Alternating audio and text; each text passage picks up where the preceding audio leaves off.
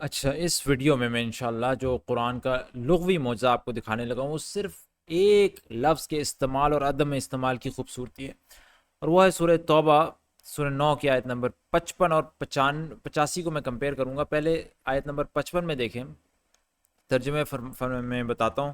ان کے مال و دولت اور ان کی کثرت اولاد کو دیکھ کر دھوکہ نہ کھاؤ، اللہ تو یہ چاہتا ہے کہ انہی چیزوں کے ذریعے سے ان کو دنیا کی زندگی میں مبتلا عذاب کرے، اور یہ جان بھی دیں تو انکار حق ہی کی حالت میں دیں۔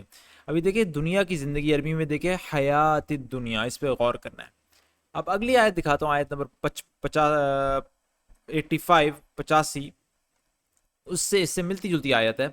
ان کی مالداری اور ان کی کثرت اولاد تم کو دھوکے میں نہ ڈالے، اللہ نے تو ارادہ کر لیا ہے کہ ان مال و اولاد کے ذریعے سے ان کو اسی دنیا میں سزا دے اور ان کی جانیں اس حال میں نکلیں کہ وہ کافر ہوں۔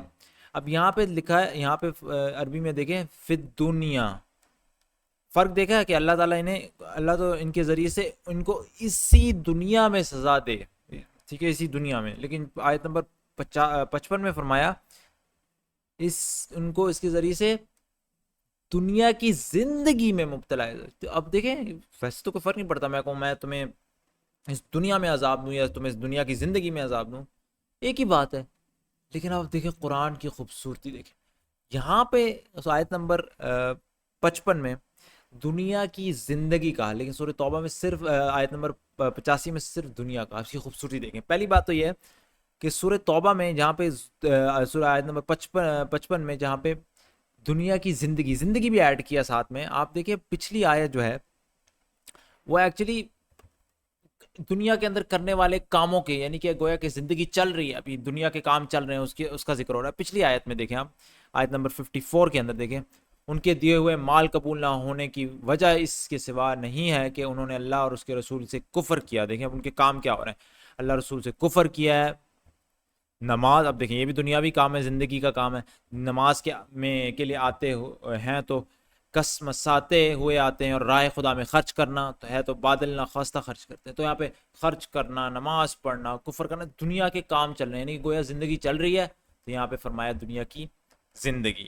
جبکہ سورہ توبہ کی آیت نمبر 85 میں دنیا کی زندگی نہیں کہا، کیوں؟ پچھلی آیت میں موت کا ذکر ہے، زندگی کے تعلق ہی نہیں، اور آئندہ ان میں سے جو کوئی مرے اس کی نماز جنازہ بھی تم ہرگز نہ پڑھنا، اور نہ کبھی اس کی قبر پر کھڑے ہونا۔ تو آپ دیکھیں یہ تو مرنے کی بات ہو رہی، تو یہاں پہ زندگی کا ذکر کرنا مناسب نہ تھا۔ سبحان اللہ، یہ ایک فرق۔ لیکن اب دوسری بات دیکھیں بڑی خوبصورت، دیکھیں قرآن نے سیاق و سباق کا کتنا اہتمام کیا۔ جہاں پہ دنیا کی زندگی کی بات ہوئی، زندگی ہلچل چل رہی ہے، زندگی چل رہی ہے، ایک لائف ہے پوری، اس کے سیاق و سباق کے اندر باتیں ہو رہی ہیں مال کی، پیسے کی، دولت کی۔ اگر میں آپ کو دکھاؤں آیت نمبر 53 سے دیکھیں، ان سے کہو اب تم اپنے مال دیکھیں، مال کی بات ہو رہی ہے، پیسے کی، مال خواہ راضی خوشی خرچ کرو یا بکراہت، بہرحال وہ قبول نہ کیے جائیں گے۔ اور پھر اگلی آیت میں ان کے دیے ہوئے مال قبول نہ ہونے کی وجہ یہ ہے۔ پھر اس آیت کے بعد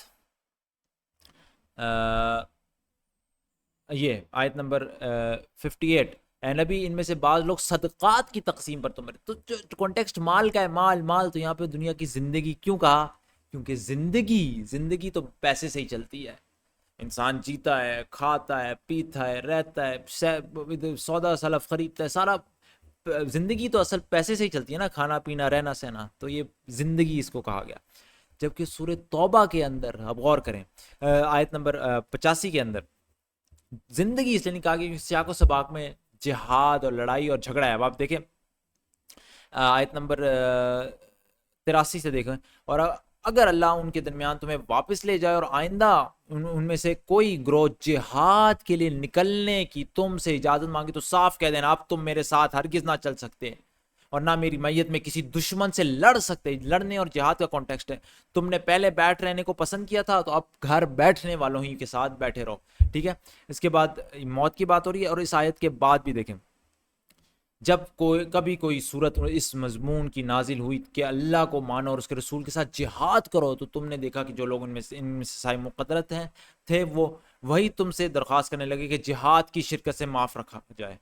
تو چونکہ کانٹیکسٹ لڑائی کا ہے لڑائی میں کیا ہوتا ہے؟ زندگی کی بات نہیں ہو تو لڑائی میں تو جنگ میں تو انسان اپنی جان کھونے کا ڈر ہوتا ہے، بلکہ انسان جان اپنی کھو بھی سکتا ہے، تو چونکہ وہاں پہ مرنے کا چانس ہے، زندگی کا ذکر نہیں کیا۔ سبحان اللہ، کتنی خوبصورت بات ہے۔ آپ دیکھیں، میں سب ساری چیز کو اگر سمرائز کروں تو جہاں دنیا کی زندگی حیات دنیا فرمایا، زندگی کو ساتھ کہا، وہاں پہ پچھلی آیت میں زندگی چل رہی ہے، نماز پڑھنا، پیسے خرچ کرنا وغیرہ، لیکن جہاں پہ صرف زندگی کا زندگی دنیا کی زندگی کا ذکر نہیں کیا، وہاں پہ کانٹیکسٹ میں موت کا ذکر، مرنے کا ذکر۔ پھر جہاں پہ زندگی کا آ گیا، وہاں پہ مال و دولت کا کانٹیکسٹ ہے، پیسے کا کانٹیکسٹ ہے، دولت کا کانٹیکسٹ ہے، اور دولت سے ہی ساری دنیا کے اندر زندگی پیدا ہوتی ہے، کھانا پینا رہنا سہنا ساری پیسے کے ذریعے ہوتا ہے۔ جبکہ آیت نمبر 85 میں زندگی نہیں کہا، کیونکہ کانٹیکسٹ کے اندر لڑائی اور جہاد کا ذکر ہے، جہاں پہ انسان کی جان بھی جا سکتی ہے، سبحانہ، تو زندگی کہنا مناسب نہ تھا۔ کتنے تو یہ چیزیں تو شاید کوئی سوچ بھی نہیں سکتا تھا اگر ہم لوگ اس کو قرآن سے ڈسکور نہ کرتے، کہ لٹریچر کے اندر ٹاپ لیول کی ایکسلنس، اور یہ صرف ایک لفظ کے استعمال یا عدم استعمال سے ہے۔ سوچیں قرآن، سبحان، امپاسبل، ناممکن ہے یہ کہ وہ انسان لکھ سکتا تھا۔